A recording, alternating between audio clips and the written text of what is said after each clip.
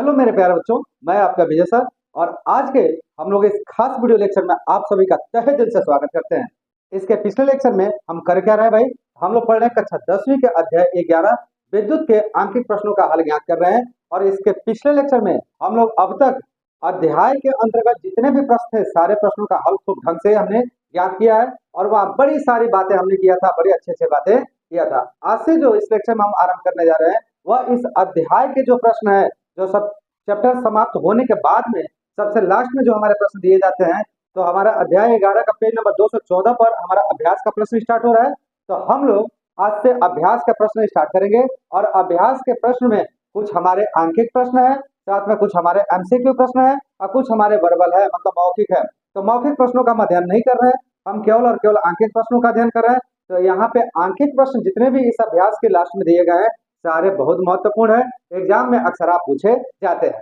तो चलिए, जितना भी अब तक आपने पढ़ा उस सबको एक बार ध्यान में रखते हुए और फिर हम लोग बढ़ रहे हैं अध्याय 11 विद्युत के अभ्यास के प्रश्नों की ओर। और सबसे पहले हम लेते हैं इसके कुछ आपके एमसीक्यू हैं। और जो एमसीक्यू भैया बड़ा खतरनाक है, बड़ा इंपॉर्टेंट है और बड़े अच्छे लेवल के एमसीक्यू यहाँ पे आपके दिए गए हैं। चलिए बिना देरी किए हुए आरंभ करते हैं। उसके पहले चलिए सब लोग भाई फटाफट एक लाइक का बटन दबा दीजिए और साथ में ढेर सारे अपने मित्रों को इस लिंक को क्या कर दे, शेयर कर, जिससे उनको भी पता चल सके कि भाई क्लास क्या हो गया, स्टार्ट हो गया। तो चले बिना देरी किए हुए देखते हैं पहला एमसीक्यू। कह रहा है कि प्रतिरोध आर के किसी तार के टुकड़े को 5 बराबर भागों में काटा जाता है। मान लीजिए यह कोई हमारा तार, इस प्रकार के एक तार, ठीक है, और इस तार को 5 बराबर भागों में क्या कर दिया जाता है, काट दिया जाता है। जैसे मान लिया हमने कहा कि पहला भाग है 1 2 3 4 और लास्ट क्या बच गया 5। कुल का प्रतिरोध कितना है, आर है। तो अब ध्यान से समझना, यहाँ पे ये जितने भी 5 टुकड़े आएंगे, क्योंकि एक ही प्रकार के पदार्थ से मिलकर बने होंगे, ये तो बात क्लियर है। इसलिए पहले भाग का ध्यान समझना, पहला भाग जो हमारे यहाँ पहला टुकड़ा आएगा उसका प्रतिरोध क्या होगा, तो उसका प्रतिरोध हो जाएगा R/5, माने पूरे प्रतिरोध के 5वें भाग के बराबर हो जाएगा। दूसरा दूसरा हमारा हो जाएगा R/5, तीसरा भी हो जाएगा R/5, चौथा भी हो जाएगा R/5 और पांचवा भी हो जाएगा R/5। ऐसा क्यों हो रहा है, ये भी तो आपको जानना है कि एक्चुअल में ऐसा क्यों हो रहा है। ऐसा इसलिए हो रहा है कि आप जानते हैं कुछ, चूंकि प्रतिरोध जो होता है यह बराबर होता है पदार्थ की प्रतिरोधकता तथा पदार्थ की लंबाई और अनुप्रस्थ काट के क्षेत्रफल के गुणनफल के। तो यहाँ से आप क्या कह पाते हो, यहाँ से कह पाते हो कि सर जो हमारा प्रतिरोध R है वह अनुक्रमानुपाती होता है किसके, लंबाई के। क्लियर है। इसका मतलब लंबाई अगर 5 भागों में बटेगा तो प्रतिरोध भी 5 भागों में क्या हो जाएगा, बट जाएगा। क्लियर ना। तो हमने कहा कि 5 भागों का प्रतिरोध क्या हो गया, R/5 R/5 R/5 R/5 और R/5। तो यहाँ पे 4 ऑप्शन दिए हैं। कह रहा है कि काटा जाता है इन टुकड़ों को फिर से पार्श्व क्रम में, अब पांचों को जो पांचों अलग अलग हो गए उन्हें पार्श्व क्रम या समांतर क्रम में जोड़ा जाता है। यदि संयोजन का तुल्य प्रतिरोध R' है, भाई पार्श्व क्रम में जोड़ोगे तो उसका तुल्य प्रतिरोध कुछ तो आएगा ना, वो तुल्य प्रतिरोध कह रहे हैं R' है। तो R/R' अनुपात का मान क्या होगा, आपको बताना है कि R/R' अनुपात का मान कितना होगा। वैसे तो एक लाइन में कहें तो इसका आंसर है 25। ठीक है जी, हमने तो बता दिया ऑप्शन डी आपका क्या है, सही है। लेकिन कैसे सही है सर, थोड़ा ये भी तो जानना चाहिए ना आपको। अगर मान लीजिए यही प्रश्न 2 नंबर में दे दे, 3 नंबर में दे दे, तब क्या करोगे। आपने तो यहाँ से याद करके गए तो चलिए इसका 25 वाला सही है। लेकिन अगर नंबर बदल दे, 5 के बजाय 4 कर दे के 4 भागों में बांटा जा रहा है या 6 भागों में बांटा जा रहा है, क्या तभी भी आंसर 25 आएगा क्या, नहीं सर, तब नहीं आएगा, तब तो मान बदल जाएगा। तो फिर कैसे बदलेगा, इसलिए इसका आधार जानना क्या है, अति आवश्यक है। तो कैसे जानोगे, चलो इसको थोड़ा हल करते हैं। हल भी साथ में जान लो कि कहीं अगर नंबर बदल दे, 2 नंबर 3 नंबर 4 नंबर में कर दे, तो हम क्या कर सकते थे। हम लिखे चुके चूंकि दिए गए तार का प्रतिरोध R है, जिसे 5 बराबर भागों में बांटा जाता है, बांटा जाता है। क्योंकि हम जानते हैं कि हम जानते हैं कि प्रतिरोध प्रतिरोध यहाँ से तार के लंबाई के समानुपाती होता है, समानुपाती होता है। तो प्रत्येक टुकड़े का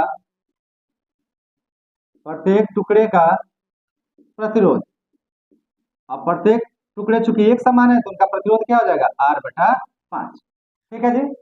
अब कह रहा है कि इन टुकड़ों का किस क्रम में जोड़ा जा रहा है, पार्श्व क्रम में। तो आप लिखें सभी टुकड़ों को पार्श्व क्रम संयोजन से बने तुल्य प्रतिरोध, और ये हो जाएगा 1/R' इक्वल टू 1/R/5 पहला प्लस 1/R/5 दूसरा प्लस 1/R/5 तीसरा प्लस 1/R/5 चौथा प्लस 1/R/5। आप जानते हैं कि अगर 5 टुकड़े होंगे तो पहला का प्रतिरोध R1 ले लिया जाए, दूसरे का R2, तीसरे का R3, चौथे का R4 और पांचवे का R5। तो पार्श्व क्रम में कैसे जोड़ा जाएगा, तो आपका 1/R' equal to 1/R1 plus 1/R2 plus 1/R3 plus 1/R4 plus 1/R5। तो इसी क्रम में हमने सबको क्या कर दिया, जोड़। अब बटे का बटा है तो 5 पलट जाएगा ऊपर, तो कैसे आएगा भाई, तो यहाँ आ जाएगा 1/R' इक्वल टू 5 पलट के गया तो 5/R plus 5/R plus 5/R plus 5/R और प्लस 5/R। इतना हमारा हो गया, क्लियर है। अब देखिए सबका हर आपस में बराबर है तो अंश क्या हो जाएंगे, जुड़ जाएंगे। और जब अंश को जोड़ोगे तो यहाँ आ जाएगा 1/R' इक्वल टू 5 10 15 20 25, तो 25/R। इतना हमारा आ जाएगा। ठीक है जी। अब R का क्रॉस मल्टीप्लीकेशन करो, R इधर जब क्रॉस मल्टीप्लीकेशन करोगे तो क्या बनेगा, देखो जब इधर R को भेजोगे तो यह बन जाएगा R/R', और इसका मान हमारा निकल के आ गया, केवल यहाँ क्या बचेगा, 25 के बराबर। तो यही आपसे पूछा गया था कि R और R' का मान कितना होगा, तो R और R' का मान हमारा 25 के क्या होगा, बराबर। समझ में आ गई बात, सिंपल है। तो इस तरीके से हम पहला जो इसका एमसीक्यू है उसको हम इस तरीके से कर सकते हैं। अब बारी आती है दूसरे एमसीक्यू। दूसरा एमसीक्यू है कि निम्नलिखित में कौन सा पद विद्युत परिपथ में विद्युत शक्ति को निरूपित नहीं करता है। अब आपको ये बताना है कि इसमें ऐसा कौन सा पद है जो विद्युत शक्ति को निरूपित नहीं करता है। तो आप क्या जानते हैं विद्युत शक्ति क्या है भाई, तो आप जानते हैं कि किसी परिपथ में प्रवाहित होने वाली विद्युत धारा तथा परिपथ के किन्हीं दो सिरों के बीच के उत्पन्न विभव के गुणनफल को आप क्या कहते हैं, विद्युत शक्ति कहते हैं। तो आप तो अगर इसका सॉल्यूशन देखो तो इसका सॉल्यूशन कैसे निकालोगे, आप जानते हैं कि चूंकि विद्युत शक्ति P इक्वल टू होता है आपका V इंटू I, ये तो आप बहुत पहले से जानते हो।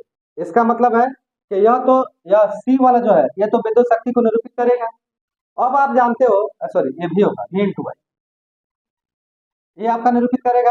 अब आप जानते हो V का मान ओम के नियम से, आपका ओम के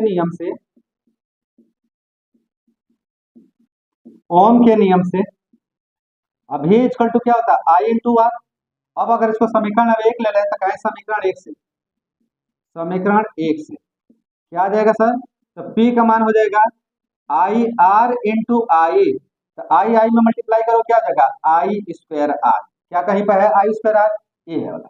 इसका मतलब हुआ कि C भी विद्युत शक्ति को निरूपित करेगा, A भी विद्युत शक्ति को निरूपित करेगा। अब बच गया कौन सा, B और D वाला, क्या यह भी करेगा क्या। तो अब देखो यहाँ से यहीं से अगर I का मान निकाले तो I बराबर हो जाएगा हमारा V/R, होगा ना बच्चा। अब क्या करते हैं कि I का मान समीकरण नंबर 1 लिखते हैं, फिर लिखते हैं समीकरण 1 से। अब P बराबर हो जाएगा V इंटू और I का मान हो जाएगा V/R, V का V में मल्टीप्लाई करो क्या हो जाएगा V²/R। एक और शक्ति का नया फार्मूला आया और यह है हमारा D के बराबर। इसका मतलब है कि पहला तीसरा और चौथा A C और D ये तो तीनों के तीनों विद्युत शक्ति को क्या करेंगे, प्रदर्शित करेंगे। तो फिर कौन नहीं करेगा, तो जो नहीं करेगा वो कौन सा है, बी वाला। इसका मतलब हमारा ऑप्शन बी इसमें क्या है, सही। आपसे यह पूछा गया कि कौन नहीं करेगा, आपसे यह नहीं पूछा गया कि कौन करेगा, क्लियर है ना, ये आपसे नहीं पूछा गया, आपसे केवल पूछा कौन नहीं करेगा। तो यह जो हमारा I इंटू आर स्क्वायर है, यह विद्युत शक्ति का मात्रक, विद्युत शक्ति का फार्मूला नहीं है, यह विद्युत शक्ति को प्रदर्शित नहीं करता, जबकि पहला भी विद्युत शक्ति को प्रदर्शित करता है, तीसरा भी विद्युत शक्ति को प्रदर्शित करता है, और चौथा भी विद्युत शक्ति को क्या करता है, प्रदर्शित करता है।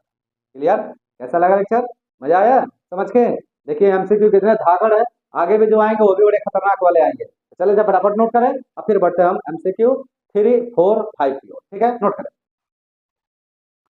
तो क्वेश्चन नंबर 1 और 2 समझने के बाद से अब हम लोग बात करते हैं क्वेश्चन नंबर 3 और 4 की। अब क्वेश्चन नंबर 3 और 4 दोनों क्वेश्चन बहुत ही ज्यादा महत्वपूर्ण प्रश्न है, इसलिए बहुत ध्यान से देखना है। क्या कह रहा है, कह रहा है किसी विद्युत बल्ब का उन्मत्तांक 220 वोल्ट पर 100 वाट है। इसका मतलब क्या है भाई, 220 वोल्ट का विभव वाला एक विद्युत बल्ब की शक्ति कितना दिया है, 100 वाट दिया है, ठीक है।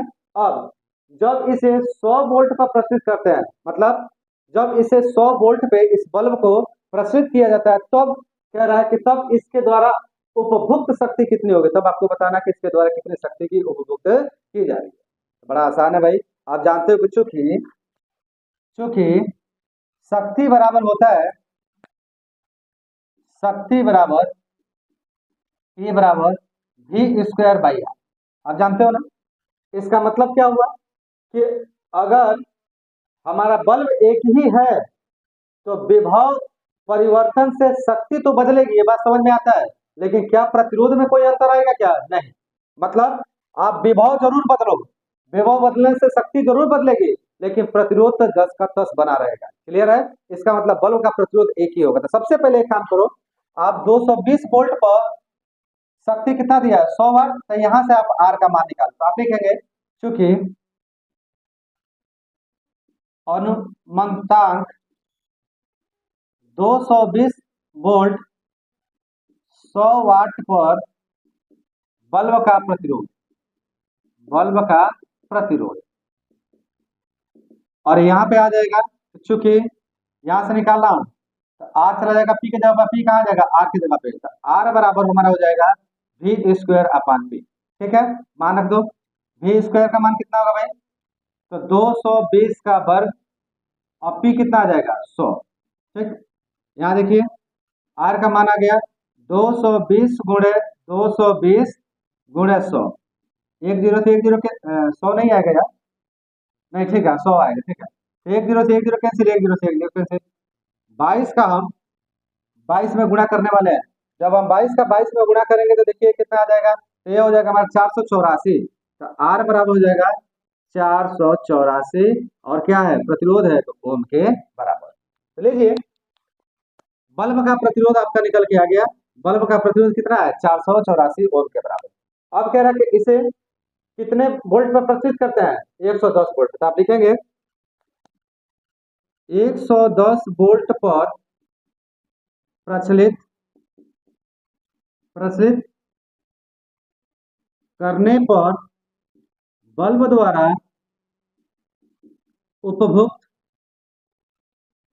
उपभुक्त शक्ति। और फार्मूला क्या लगेगा भाई, तो शक्ति निकालना है तो P equal to V square by R. अब देखिए V स्क्वायर, अब की बार V कितना है, 110, तो 110 का स्क्वायर और R अभी आपने निकाला है 484, क्लियर है ना। अब देखो 110 का करोगे तो 110 का गुणा 2 बार, 110 गुणे 110, ठीक, और नीचे कितना आ गया 484, क्या कटेगा क्या, देखो 11 से 11 दहा में 110, और 11 चौको 44, 11 चौको 44, फिर से 11 से 11 दहा में 110, और 11 चौको 44, और 10 दहा में 100, तो 100 बटा 4, 4 एकम 4, 25 चौको 100, तो हमारा शक्ति P का मान निकल के आ गया 25, और शक्ति है तो वाट के बराबर। तो यहां से आपको पता चल गया कि सेम अगर हम बल्ब को 110 वोल्ट पर प्रस्तुत करें तो उसके द्वारा उपभुक्त शक्ति के मान कितना होगा, 25 वाट के बराबर होगा। इसका मतलब कौन सा सही है, आपका डी ऑप्शन सही। क्लियर है, तो आगे बात है, चले अब बढ़ते हैं क्वेश्चन 4 की तरफ। कह रहे हैं दो चालक तार जिनके पदार्थ लंबाई तथा व्यास समान है, दो चालक तार है बाबू इस तरीके से, एक चालकता आ रही है, एक चालकता आ रही है, ठीक है, जिनकी लंबाई भी समान है, साथ में इनका व्यास भी समान है। तो लंबाई तो हो गई यहाँ से लेकर यहाँ तक की, दोनों आपस में बराबर है। व्यास आपका यहाँ से लेकर यहाँ तक हो गया, दोनों का व्यास बराबर है। तथा पदार्थ एक जैसा, अगर पदार्थ एक जैसा है तो इनका प्रतिरोध कैसा होगा, एक समान होगा। बात समझाया, ध्यान समझना है कि जब कभी भी समान पदार्थ के कोई भी चालक अगर बने होंगे तो इनका प्रतिरोध सदैव कैसा होता है, एक समान होता है। इसका मतलब हुआ कि इसका भी प्रतिरोध R होगा और इसका भी प्रतिरोध क्या होगा, R होगा, ठीक है। कह रहा किसी विद्युत परिपथ में पहले श्रेणी क्रम में और फिर किस क्रम में जोड़ जाते हैं, पार्श्व क्रम में संयोजित किए जाते हैं। तो आप यहाँ लिखोगे सॉल्यूशन में, चूंकि दोनों चालक तार समान पदार्थ लंबाई व व्यास के हैं, इसलिए प्रत्येक चालक का प्रतिरोध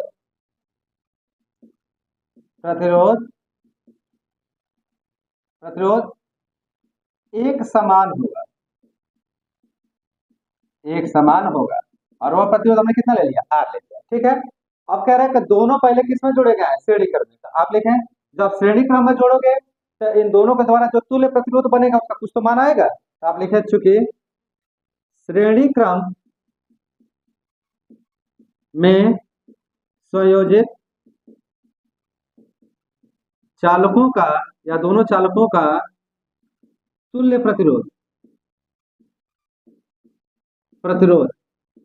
RS है तो RS equal to R plus R मिलकर कितना हो जाएगा, 2R, ठीक है जी।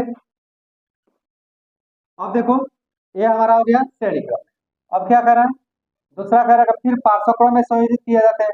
तो श्रेणी क्रम तथा पार्श्व क्रम में संयोजन में उत्पन्न उष्माओं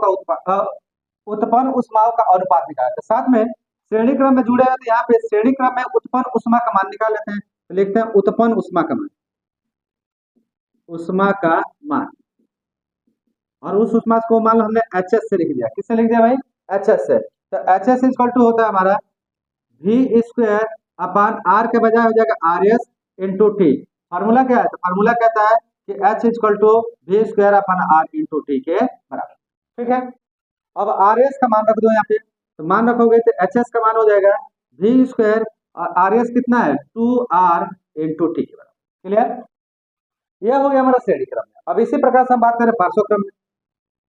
पार्श्व क्रम में संयोजित चालकों का तुल्य प्रतिरोध और अब की बार मान लेता हूं RP है तो 1/RP equal to 1/R plus 1/R। हर बराबर है तो कितना आ जाएगा, ऊपर आएगा 2/R। यह हो गया 1/RP का। तो हमें तो मान केवल RP का चाहिए ना, तो RP इक्वल टू हो जाएगा R/2, इतना हमारा। क्लियर है, थोड़ा जगह की कमी है, मैं इधर मैनेज कर रहा हूं, ध्यान से आप करिएगा। यहाँ देखिए आप, अब हम निकाल रहे हैं कि पार्श्व क्रम में उत्पन्न उष्मा, पार्श्व क्रम में उत्पन्न उष्मा, और यह उष्मा होगा HP, और HP इक्वल टू का V square upon RP into T. V square तो 10 का 10 रहेगा, RP का मान हो जाएगा R/2 इंटू टी, ठीक है जी। 2 ऊपर जाएगा तो यहाँ HP का मान आ जाएगा हमारा 2 into V square upon R into T के बराबर। क्लियर है। अब कह रहा है कि आप क्या करो, श्रेणी क्रम तथा पार्श्व क्रम संयोजन में उत्पन्न उष्माओं का अनुपात। अब निकालो आप अनुपात, और अनुपात में क्या निकालोगे, अनुपात में निकालोगे HS अपान HP बराबर V स्क्वायर, ध्यान से देखिए कितना है, V स्क्वायर अपान 2R इंटू टी। अब पूरे का बटा में आएगा 2 V square upon R into T, इतना हमारा आएगा। ठीक है जी। अब ये बटे का बटा हो रहा है बेटा, तो पलटेगा, पलटेगा तो कैसे लिखा जाएगा, तो यह लिखा जाएगा V स्क्वायर अपान 2R इंटू टी इंटू, ये पूरा पलटेगा, R अपान 2V स्क्वायर इंटू टी। ठीक है जी।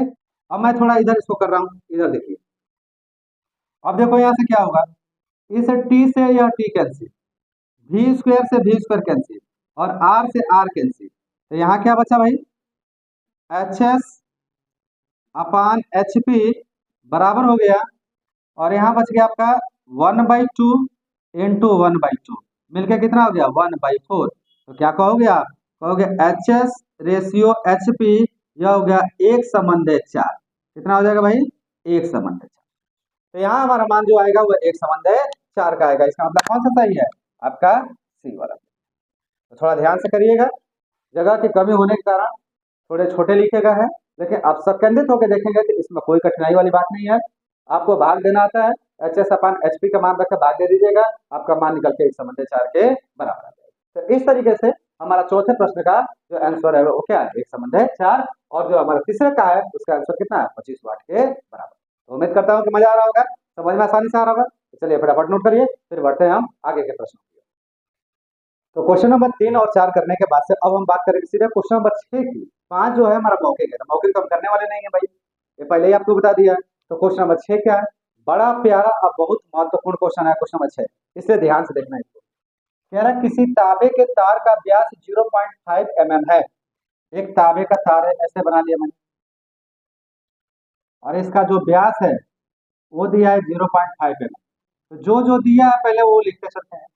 तो हम यहाँ लिखेंगे सॉल्यूशन में, इसके हल में हम लिख रहे हैं क्या क्या भाई, तो सबसे पहले लिख रहे हैं तांबे के तार का व्यास, तांबे के तार का व्यास, और ये दिया है 0.5 mm, मिलीमीटर में है। ठीक है जी।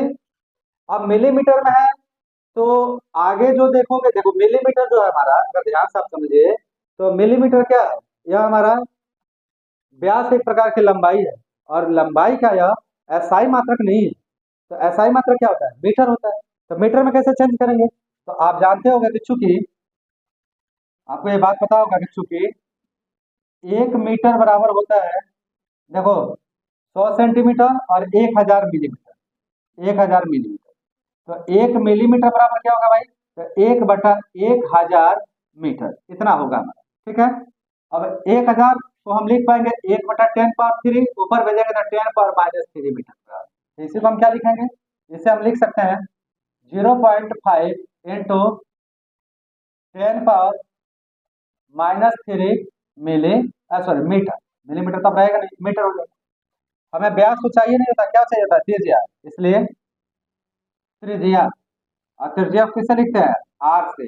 तो आर बराबर हो जाएगा 0.5 इंटू 10⁻³ मीटर। क्यों भाई, बात आपको समझ में आनी चाहिए, ऐसा क्यों हुआ, क्योंकि व्यास का आधा क्या होता है, त्रिज्या। काटो, काटोगे तो यहाँ पे 25 गुना क्या होता है, 50, तो ये हो गया 0.25 इंटू 10⁻³ मीटर के बराबर, ये हमारा त्रिज्या। ठीक। तथा प्रतिरोधकता, तो तार का प्रतिरोधकता, तार का प्रतिरोधकता, अब प्रतिरोधकता को हम रो से डिफाइन करते हैं। रो इक्वल टू दिया है 1.6 इंटू 10⁻⁸ ओम इंटू मीटर। 10 ओम का प्रतिरोध, प्रतिरोध भी दिया है, तार का प्रतिरोध दिया हुआ हमारा, तार का प्रतिरोध आर, ये कितना दिया भाई, 10 ओम के बराबर। के लिए कितने लंबे तार की आवश्यकता होगी, मतलब तार की लंबाई आपसे पूछा है, तार की लंबाई ये आपसे पूछा एल, यह कितना होगा। आप क्या जानते हो भाई, आप जानते हो चूंकि चूंकि तार का प्रतिरोध आर बराबर होता है रो इंटू एल बाई ए, जानते हो ना। अब यहां से देखो ध्यान से, यहां से अगर हम देखें तो हम अगर मान रखें तो रो का मान कितना है 1.6 इंटू 10⁻⁸। एल आपको निकालना है सर, पता नहीं, आर का मान दिया हुआ है कितना, 10 ओम के बराबर। और ए क्या है भाई? तो ए तो यह वृत्ताकार होता है, तो वृत्त का क्षेत्रफल, अब वृत्त का क्षेत्रफल कितना होता है? पाई आर स्क्वायर। क्लियर है? अब यहाँ से अगर एल का मान हम निकाले हैं तो इसका तो गुणा इसमें हो जाएगा, तो ये हो जाएगा 10 पाई आर स्क्वायर। यहाँ एक चीज और मैं आपको बताऊंगा हूँ, तो इस पूरे का मान कितने के बराबर दिया है? यहाँ आर 10 है ना, तो देखिए इस पूरे का मान 10 के बराबर दिया है। ठीक है, तो एक चीज यहाँ पे आप ये भी समझ सकते हो कि 10 बराबर रो इंटू एल बाई ए, और इसे चाहो तो समीकरण नंबर 1 दे दो, ये आपको समझने योग्य चीज है। ठीक है, तो यहाँ पूरा का प्रतिरोध आर के बराबर दिया। अब देखो 10 पाई आर स्क्वायर इधर मल्टीप्लाई किया तो, अब बाई इस पूरे से भाग दिया तो 1.6 इंटू 10⁻⁸, यह किसके बराबर आ गया? एल के बराबर। तो यहाँ से अगर एल का मान निकाले तो कितना निकल के आएगा भाई? देखो एल का मान निकालो तो 10, पाई का मान 3.14, आर स्क्वायर, आर का मान अभी आपने निकाला है 0.25 इंटू 10⁻³ का होल स्क्वायर बाई, और नीचे है 1.6 इंटू 10⁻⁸। इतना है हमारा। क्लियर है? अब आगे बढ़ेंगे। अब आगे बढ़ेंगे तो क्या हमारा मान निकल के आएगा? देखिए, तो यहाँ से अगर हम सॉल्व करते हैं तो 10 का इसमें गुणा करके हो जाएगा 31.4, और ये हो जाएगा 25 का, अगर आपको याद हो तो अगर आप 25 का वर्ग करो तो ये कितना हो जाएगा? 625। तो 625 का मतलब 4 जीरो लगेंगे, 4 स्थान पर दशमलव लगेगा, तो ये 0.0625 इंटू इसका वर्ग करोगे तो ये हो जाएगा 10⁻⁶, 9 नहीं होगा, 10⁻⁶ होगा, बाई 1.6 इंटू 10⁻�8। अब सबको जब कैलकुलेट किया जाएगा, कैलकुलेट कर लीजिएगा, या 10⁻�8 को ऊपर लेके जाओगे तो प्लस हो जाएगा, यहाँ हो जाएगा 10/2। समझ में आ रही बात है? और तब जब कैलकुलेट करोगे तो यहाँ, अच्छा एक काम करो, इस दशमलव से दशमलव का कर ही देता हूँ यार, ये हो जाएगा 314 गुणे 0.0625 गुणे 10⁻⁻6 गुणे 10⁻⁻8 ऊपर जाएगा +8, और नीचे केवल क्या बच जाएगा? 16 बच जाएगा। ठीक है, अब कैलकुलेट जब करेंगे आप तो यहाँ एल का मान निकल के आएगा लगभग लगभग में आपका जो इसका मान आता है वो होता है 122.65 मीटर के बराबर। तो यह हमारी निकल के आ गई लंबाई किसकी भाई? इस चालक तार की। तो चालक तार की लंबाई 122.65 मीटर के क्या हो गया? बराबर। ठीक है, अब एक प्रश्न तो ये हो गया। अब कह रहा है चाहे तो आप यहाँ लिख सकते हैं, आप लिख सकते हैं अर्थात अर्थात 10 ओम प्रतिरोध का प्रतिरोधक बनाने के लिए 122.65 मीटर लंबे तार की आवश्यकता होगी। तो एक तो प्रश्न यहाँ सॉल्व हो गया। अब दूसरा प्रश्न क्या कह रहा है भाई कि यदि इससे 2 गुना व्यास का तार लें, अब की बार तार यही है लेकिन व्यास उसका क्या कर दिया गया? 2 गुना। हाँ, इससे 2 गुना व्यास का तार ले तो आपसे कह रहा है प्रतिरोध में क्या अंतर आएगा? ठीक है, व्यास बढ़ाओगे मतलब तार की मोटाई क्या होनी है? बढ़ने वाली है। तो आप कहेंगे कि यदि, अब देखो अगर व्यास बढ़ाओगे तो त्रिज्या भी बढ़ेगी, तो आप कहेंगे यदि तार का व्यास 2 गुना हम क्या करें? 2 गुना कर दिया जाए तो त्रिज्या भी 2 गुनी हो जाएगी नई त्रिज्या को चलो हम मान लेते हैं आर डैश, तो आर डैश बराबर हो जाएगा 2r के बराबर। पहले आर था, अब क्या हो गया? 2r हो गया। अच्छा, जब त्रिज्या बढ़ेगी तो क्षेत्रफल भी क्या हो जाएगा? बढ़ जाएगा। तो इसलिए अनुप्रस्थ काट का क्षेत्रफल और क्षेत्रफल को अब की बात ए डैश नाम देते हैं। ए डैश बराबर हो जाएगा पाई आर स्क्वायर होता है, तो अब की बार आर की जगह पे क्या? आर डैश का स्क्वायर।